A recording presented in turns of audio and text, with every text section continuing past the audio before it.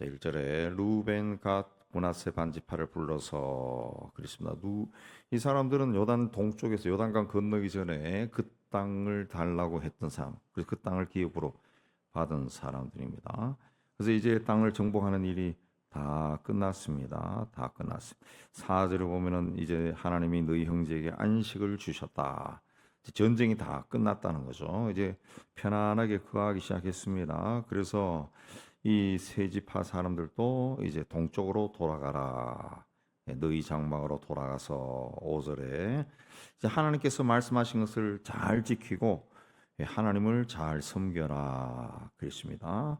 그리고 6절에 그들에게 축복해서 보냈다.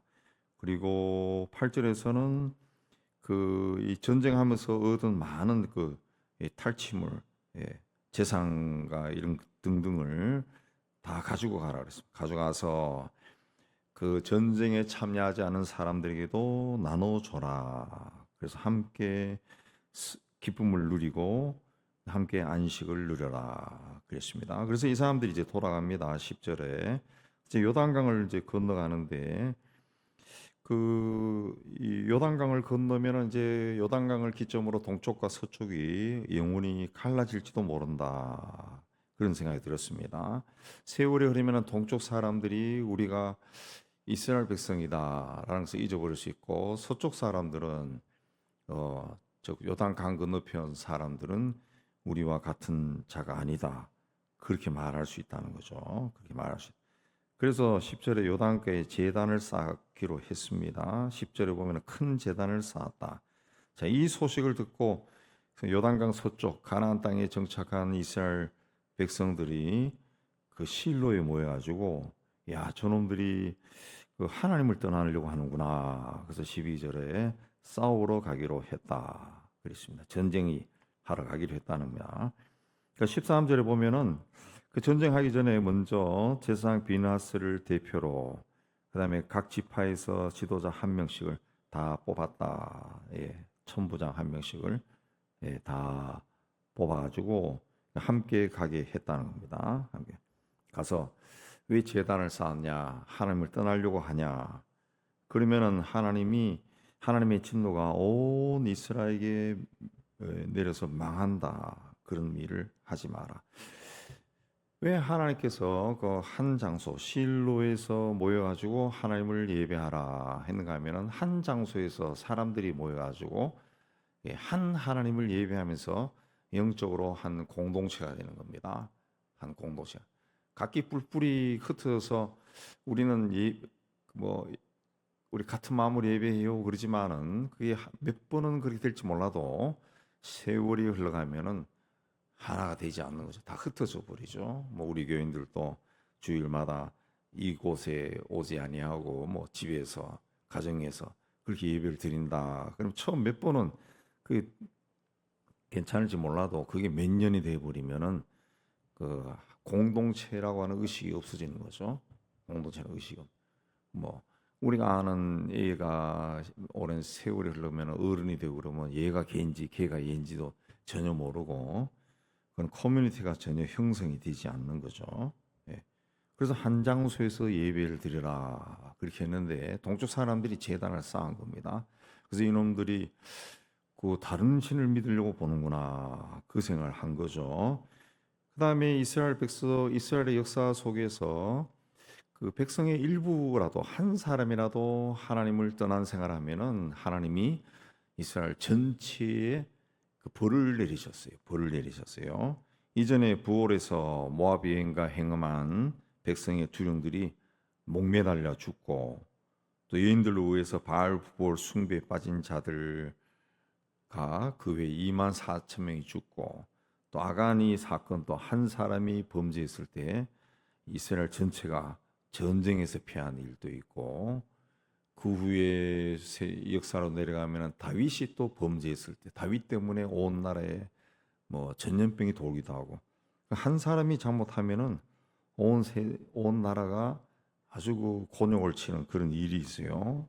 그래서 이 동쪽 사람들이 제단을 세우니까 이 사람들이 우상을 섬기는 게 아닌가 하고 그러면 우리 온 민족에게 하나님의 진노가 임하는데 두려워서 쫓아온 겁니다.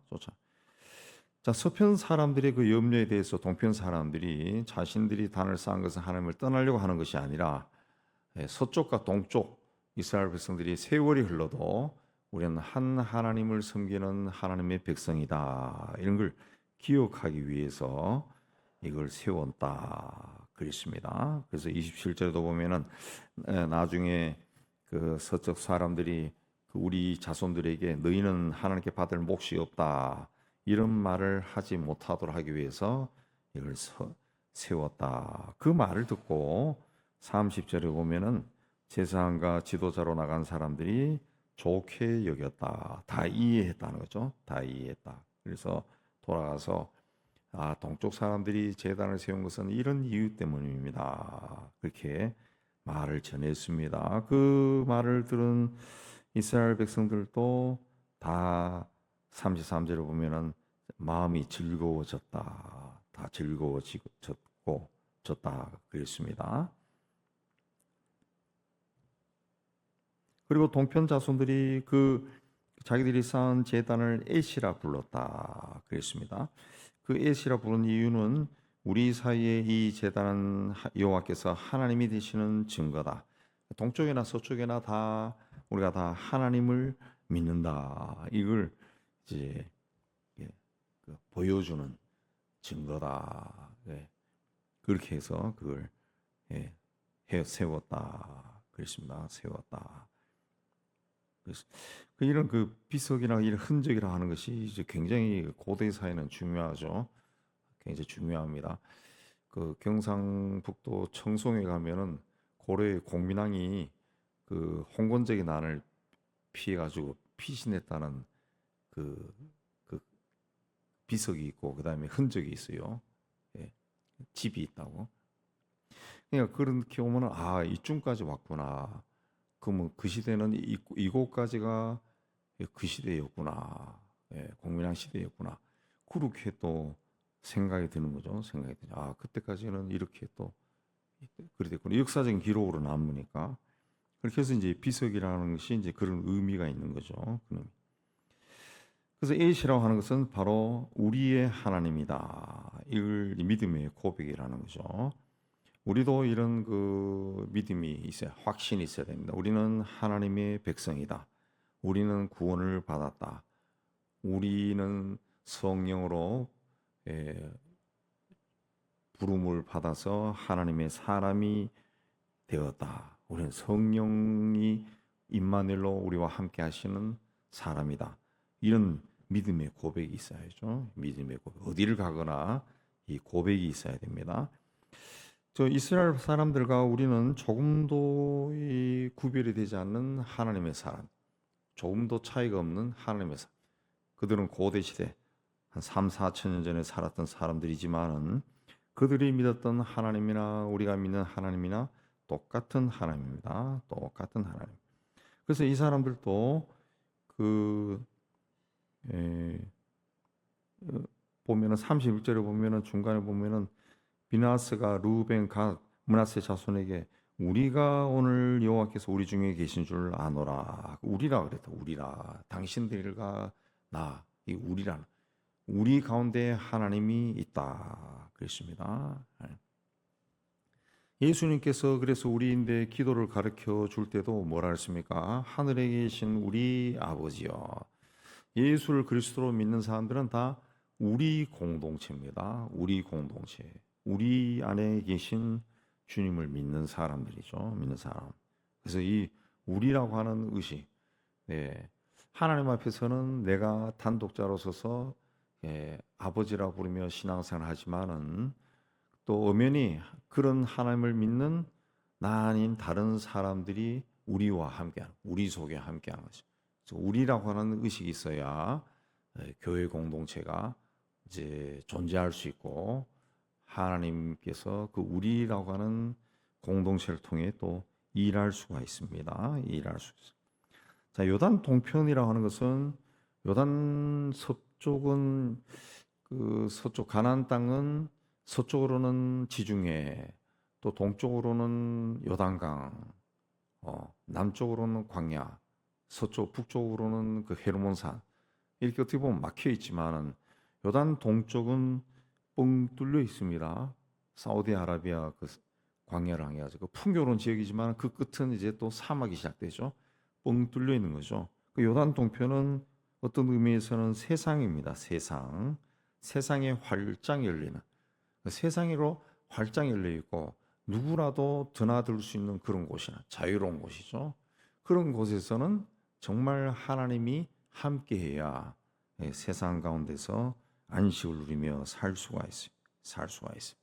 예. 그래서 요단 동편 사람에게는 이 비석이 H라고 하는 비석이 굉장히 중요했다는 거죠. 그것마저 없으면은 이들은 이들의 삶의 중심에 아무도 없는 것이 되어버리죠. 어느 날 갑자기 그 세상을 향해서 나가버릴 수 있는 거죠. 예. 그 H라는 그런 의미가 있는 거죠. 근데 훗날 역사에 보면은 실제로 루벤, 갓, 므낫세 반지파가 사라져 버려요. 사라져. 왜?